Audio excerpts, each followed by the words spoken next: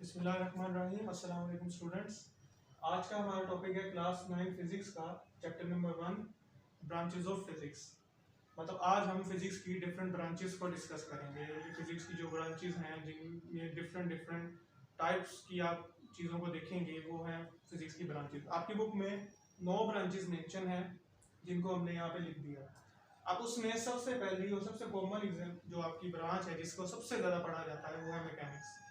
Mechanics physics की वो branch है जिसमें हम ऑब्जेक्ट्स की मोशन को डील करते हैं। यानी जब एक ऑब्जेक्ट मूव करता है, अपनी जगह से हरकत करता है, तो उसकी प्रॉपर्टीज को या उसकी मोशन को देखना और उसे स्टडी करना क्या है, मैकेनिक्स। तो हम देखेंगे ऑब्जेक्ट की मोशन, उसकी मोशन की कॉज यानी उसकी मोशन की क्या वजह है। यानी अगर आपको कोई धक्का लगाता है और आप मूव करके आगे जाते हैं तो आपकी मूवमेंट की असल वजह क्या था, वो धक्का जिसकी वजह से आप मूव किए थे, तो वो क्या था आपका कॉज, आपके मूव करने का।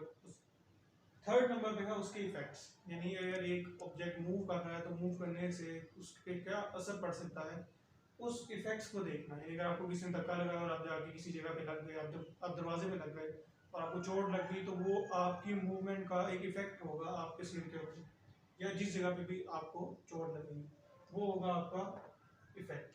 सेकेंड नंबर पे आता है हीट। अब इसमें हम हीट को स्टडी करेंगे, यानी हीट की प्रॉपर्टीज वगैरह को देखेंगे। इसमें सबसे पहले है नेचर ऑफ हीट, यानी हीट की नेचर क्या है। तो हम सब जानते हैं कि हीट क्या है, एक तो गर्म होती है, ज़्यादा टेम्परेचर, हाई टेम्परेचर की होती है। अब हीट की नेचर को देखना है कि वो क्या है। उसके बाद जो सेकंड मोस्ट इंपॉर्टेंट है वो है इसके मोड्स ऑफ ट्रांसफर, यानी ये किन किन तरीकों से ट्रांसफर की जा सकती है। बेसिकली आप इसके 3 मोड्स देखेंगे ट्रांसफर के आगे जाके अपने अगले चैप्टर्स में। हम 3 तरीके से हीट को ट्रांसफर करते हैं, कन्वेक्शन, कंडक्शन, कन्वेक्शन और रेडिएशन। तो ये 3 मोड्स हैं इसके। उसके बाद इसके इफेक्ट्स, यानी हम हीट एनर्जी को यूज करके क्या क्या प्रोड्यूस कर सकते हैं, उसके क्या इफेक्ट्स हैं, उसको हम देखेंगे। वो है हमारा हीट का इफेक्ट। उसके बाद थर्ड नंबर पे है हमारा साउंड। साउंड बेसिकली क्या है, आवाज, ठीक है। लेकिन हम यहाँ पे साउंड एनर्जी की बात करेंगे कि साउंड क्या है, बेसिकली एक एनर्जी की फॉर्म है। तो सबसे पहले उसके फिजिकल एस्पेक्ट्स, यानी वो फिजिकली वो खुद क्या है, वो किस तरह ट्रेवल करती है, उसके एस्पेक्ट्स। सेकंड नंबर पे जो मेन चीज़ है वो है उसका प्रोडक्शन, यानी कि साउंड प्रोड्यूस कैसे होती है।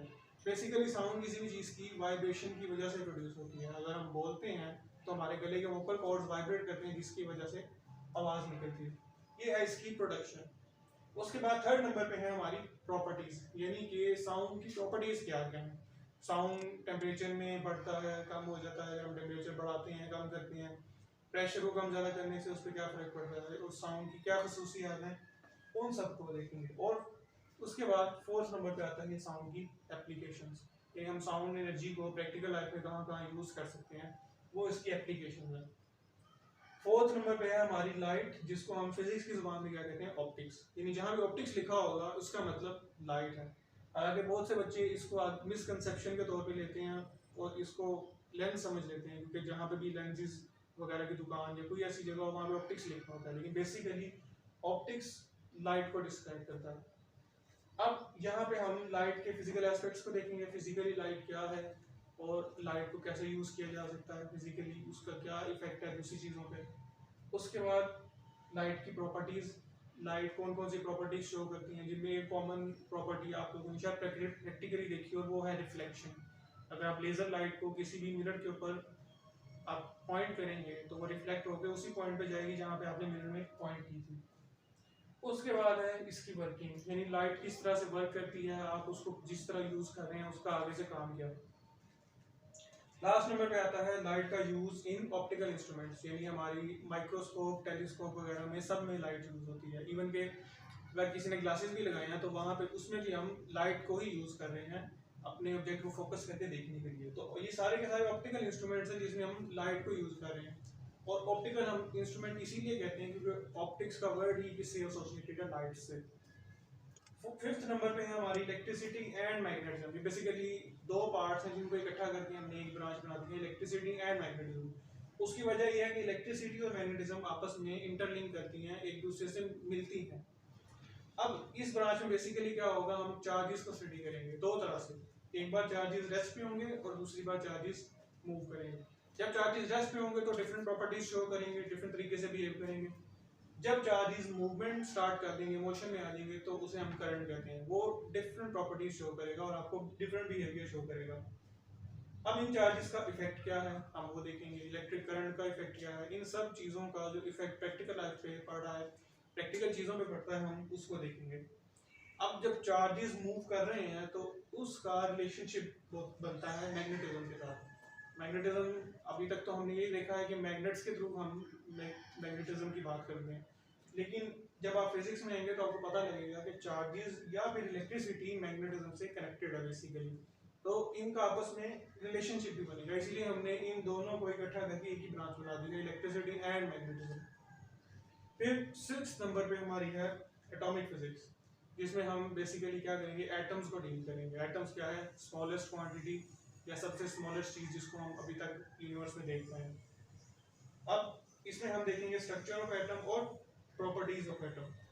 एटम का स्ट्रक्चर कैसा होता है, अगर आप लोग केमिस्ट्री आप लोग आगे जाकर पढ़ेंगे, केमिस्ट्री के अंदर डिफरेंट मॉडल्स होंगे जिसमें आपको बताया जाएगा कि एटम की का स्ट्रक्चर क्या होता है, वो किस तरह का होता है, क्या शेप होती है, वो पूरा का पूरा क्या है एटम का स्ट्रक्चर।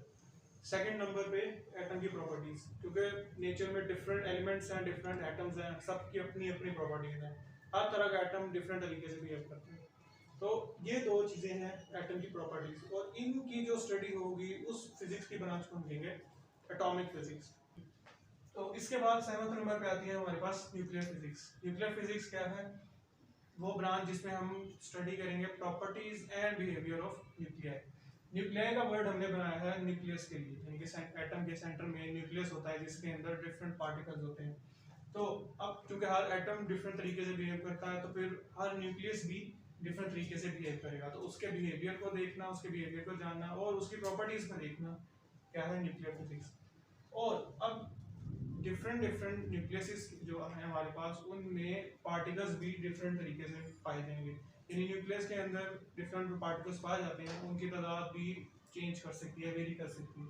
तो न्यूक्लियाई के अंदर के जो पार्टिकल्स हैं उनको भी हमने साथ में डील करना है। तो ये दोनों चीज़ें जो हैं हम देखेंगे न्यूक्लियर फिजिक्स के अंदर। स्टेप 8 नंबर पे है हमारी प्लाज्मा फिजिक्स। प्लाज्मा बेसिकली क्या है, फोर्थ स्टेट ऑफ मैटर। क्योंकि अभी तक आप पढ़ते आए हैं सॉलिड, लिक्विड और गैस, जो हमारी एटम की मैटर की 3 स्टेट्स हैं। अब हम पढ़ेंगे फोर्थ स्टेट ऑफ मैटर, जो बेसिकली क्या है, आयनिक स्टेट ऑफ मैटर, जिसमें हमारे पास जो भी स्टेट है एटम की वो आयंस की फॉर्म में होती है, यानी न्यूट्रल एटम्स नहीं होते बल्कि आयंस होते हैं हमारे पास। तो ये जो आयनिक स्टेट है, इसकी प्रोडक्शन और इसकी प्रॉपर्टीज को हमने डील करना है। यानी कि हमें ये देखना है कि हमारा आयनिक स्टेट जो है, ये आयनिक स्टेट का जो हमारा मैटर है, ये कैसे बनता है, कैसे प्रोड्यूस होता है, और इसकी प्रॉपर्टीज क्या है, यानी हमारे साथ कैसे बिहेव करता है, हम इसे किस तरह से यूज कर सकते हैं। ये क्या है हमारा प्लाज्मा फिजिक्स। और एंड पे आता है हमारी 9th ब्रांच जियो फिजिक्स। अब जैसा कि पिछले लेक्चर में भी हमने आपको बताया था कि जियो का वर्ड जहाँ आता है उसका मतलब होता है that is related to earth, यानी कि अर्थ से रिलेटेड अब हमने स्टडी करनी है। अब वो है क्या, basically internal structure of earth जो है उसकी स्टडी को या उसके मुताले को हम कहते हैं जियोफिजिक्स। अब जो हमारी अर्थ है उसके अंदर डिफरेंट लेयर्स हैं। जब आप अर्थ पे सी लेवल से नीचे जाना शुरू करते हैं तो सबसे पहले क्रस्ट आता है जो कि एक पत्थर है, यानी पत्थर की लेयर है, फिर मेंटल, फिर उसके बाद आउटर कोर, उसके बाद एंड पे इनर कोर जो कि सबसे गर्म है। तो ये डिफरेंट लेयर्स हैं और ये क्या है, एक इंटरनल स्ट्रक्चर है अर्थ का। इसके मुताले को या इसकी स्टडी को हम क्या कहते हैं, जियोफिजिक्स।